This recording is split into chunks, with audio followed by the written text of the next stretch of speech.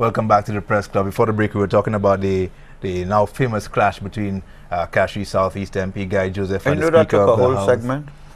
Oh, and it will take a little more because there are other aspects to this development. We were talking about the contract on Timothy's show, Hot Button issue on Choice TV. Guy Joseph was a guest. That was the Wednesday after the sitting. The following day. The following day. And Alison Jha, the PS in the Ministry of Infrastructure, called into that program to offer some explanation, for what she perceived to be Mr. Joseph's misunderstanding, of the contract and the clauses. His issue with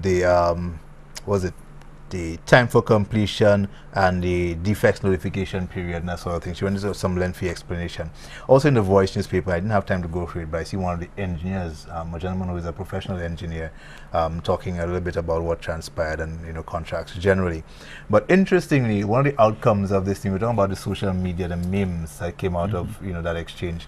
We're talking about the fact that they were distracted from the meaty issues, and everybody's focused on this "since when that's your role" line, which has now become a part of our conversation. So there are all these hashtags and memes over the week, and I think in a way it shows some of the creativity of our people. A lot of it. A lot of the creativity of our people. I actually heard a song that's been composed, since that thing happened. I mean, it happened on Tuesday. By Wednesday, Thursday, the song was out. It's been dub smash, and that sort of thing. But in terms of the media's coverage of it, because we also want to talk about issues affecting the media as well, and the media's approach to coverage, have we fallen victim to the same thing where we focused on? We focus on the quarrel. Right, and we haven't focused on the contract, the legality of it. And we focus on the quarrel, we're looking at who to blame. We're either for Guy or you're against Guy. Right. You're either for Mr. Speaker or against Mr. Speaker. I look in the press forum that discusses this issue online the WhatsApp continually, the WhatsApp group. And there again, I think it's a matter of who you support, who you believe, and what you know, because quite apart from one of those editors and publishers trying to explain to the rest that the Speaker is king in his kingdom, and that it is not because he wants to be, but because the majestic laws of the kingdom make him the king. They don't want to hear that because they've seen Peter Foster. They've seen a guy they went to school with, or a guy who is a regular guy. And if you're going to not see Mr. Speaker and see Peter Foster, then you're going to be seeing all the rest of what you would like to see of Peter Foster, and that is going to guide your response. One of the things I do with my talk show and on shows where I have to take calls, particularly whether it's on radio or TV, I don't want to know who's calling. I know some of us try to figure out, and those of us who listen to every show can tell somebody by their voice. And invariably people would call and expect me to know it's them. But you see, when I'm here, I don't know anybody out there, because if I know who it is, that could tend to influence how I respond. So I just put a blank that it is just a caller, a man or a woman, and I go on the basis of what you're talking about, because before cell phones and instant communication, I always took this position when I used to do inside Government Constitution Park for years on Radio St. Lucia, that there are two things I'm not going to do. One, say I don't know. If I don't know, I'll find out for you. And secondly, I will not take a call, because I believe that when people take time off to call a media house, they are competing with so many others. They will have tried so many times and didn't get through, that when they get through, you just don't look to make short thrift of them because you may or may not agree with what they say. Give that caller, that viewer, that listener the benefit that should come with the fact that he or she has taken time out to join our conversation. Let's continue our conversation with a shift in focus, and let's look at crime. On page 4 of the Star newspaper, they have two headlines here. Wilton's Yard lockdown, reference to an operation in Wilton's Yard on Friday afternoon about 4. Homicide in Wilton's Yard. Prior to that, I think it was Wednesday, there was a shooting on Chelsea Road in which police were involved. Oh, that one is Wednesday. That set up a very tense situation on Tuesday, because we got there a little after Alex was there as well. Choice TV was there, HTS was there, MBC was there. Basically all the major television stations were at the scene. And there was a very tense situation between the police and residents or some passers-by, because I mean, you know, people who don't live in the area but who hang out there. A number of threats were made against police officers openly. There was one confrontation between a police officer and a gentleman and one of the onlookers. Also, there were threats against the media. Raises the issue, as we've discussed here before, the safety of our media personnel when covering these crimes. Also, it brings into question, and we did a story on it, that the question was raised to Milton Daisy, or put to Milton Daisy, is the impacts report affecting the police, whether openly, consciously, subconsciously or not? Because that was a topic of discussion at the scene as well.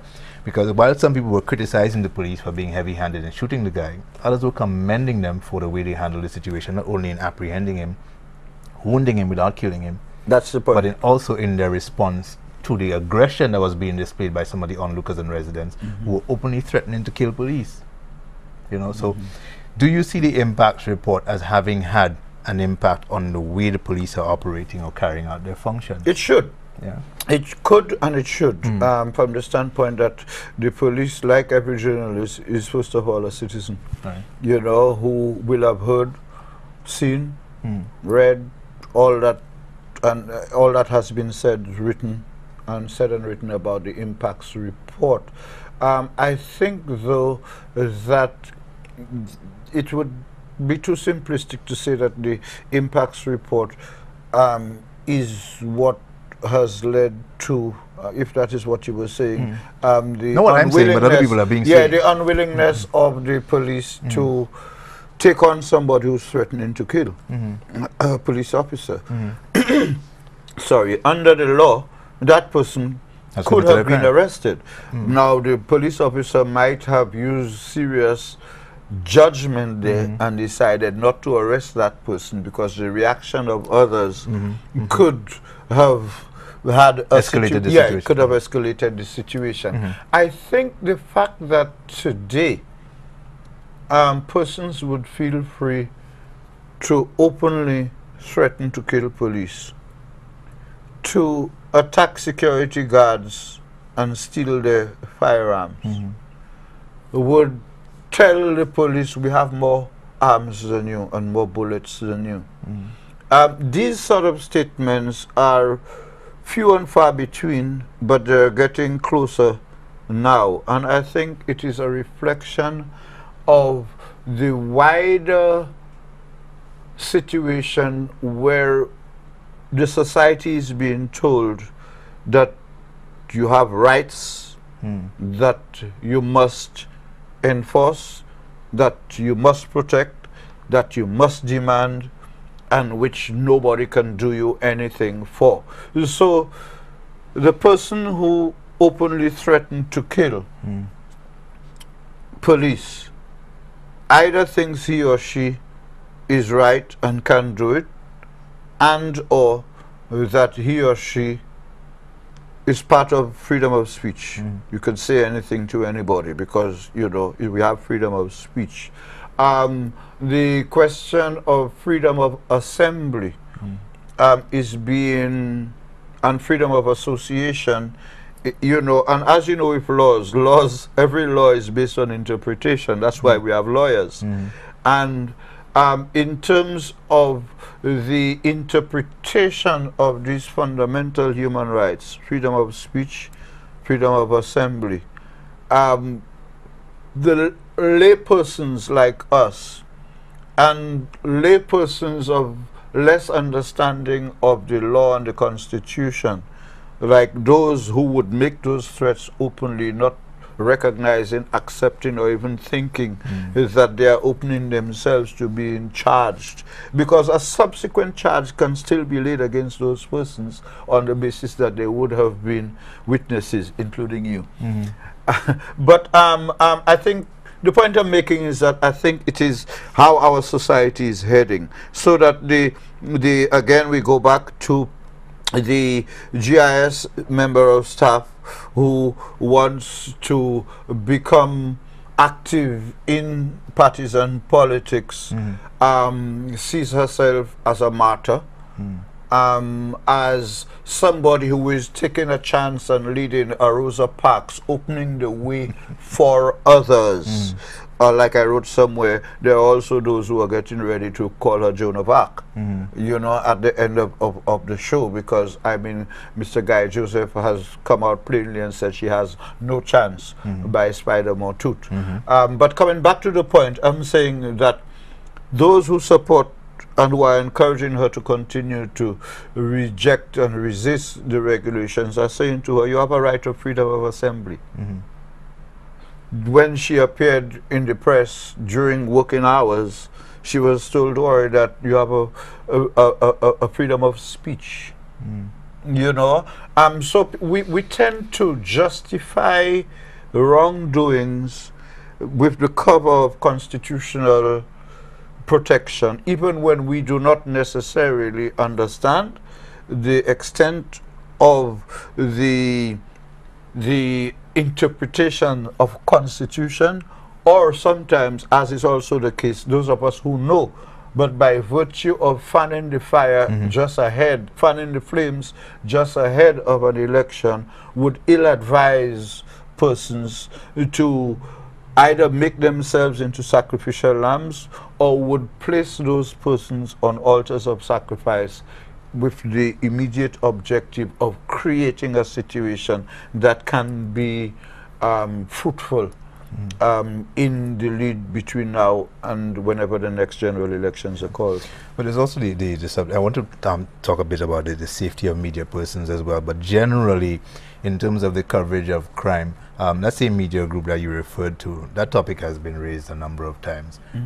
Do we would you feel comfortable covering a story in the 1 square mile zone, Chaussee, Leslie Land, etc.? Would you feel comfortable as a journalist going inside there covering it with a bulletproof vest? We're talking about protection of journalists. I mean, we look at TV, we watch TV, journalists go into areas considered, considered dangerous, considered dangerous. They go with their flak jacks. The police who have guns in the area, who are supposed to be keeping guard, are wearing bulletproof jackets. What about the journalists going in there? Should the journalists ask for bulletproof jackets? Will we be prepared to wear that? Should we be going into an area that would require us to want to cover our bodies? That's where I was going as well. And not just that, but crime coverage generally. Referencing the latest press release from the DPP, for instance, calling for journalists to desist from the practice of interviewing witnesses on camera and compromising court cases and that sort of thing. We heard the response from the Media Association, which to me was not really a response to that. I think it was more a statement of how the president of the Media Association feels about the issue, because what the DPP, my interpretation of what the DPP was saying was that she was warning the press to stop going to those Nepalese students and interviewing them and saying, having them on air, making statements about the Lambert's president, making statements about their cases, making statements about, about issues that are before the court. Also, she was, in my view, sending a direct message to Mr. Foster, the Lambert's lawyer, who is very tech savvy, and after every case selects what medium houses he wants to speak to and makes statements with regard to how issues that have happened in the case and how we expect, like for example, you say that only today I got my papers, but when I look at the papers, I noticed that the report had already been prepared before the last date when they told me I didn't have it, and therefore this is going to seriously prejudice my case. Then the whole issue of when there was talk about bail, and we all thought that Dr. Shams had been given bail, but Mr. Foster used the social media to say, well, listen, his bill is going to be $600,000, but the government has $800,000 of his seized in a bank. So if the government could give him back his $800,000, then he could pay the six.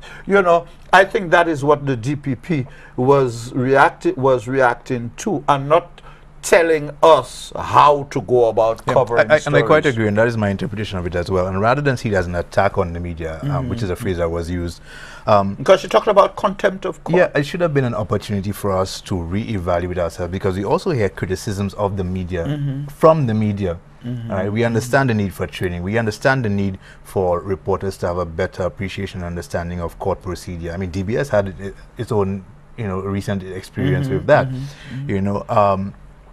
So rather than see it as an attack, why not take the opportunity to meet with the DPP or another magistrate or some of the lawyers? Who takes calls, who talks to the media? And organize a session for the media so that we can learn what the safe and legal parameters are for us to carry out our duties while, protecting or avoiding exactly what she said, the contempt of court, prejudicing of cases. But we're due for another break, so we'll take that break. And when we come back, we can look at some other stories. This is the Press Club. We'll be right back.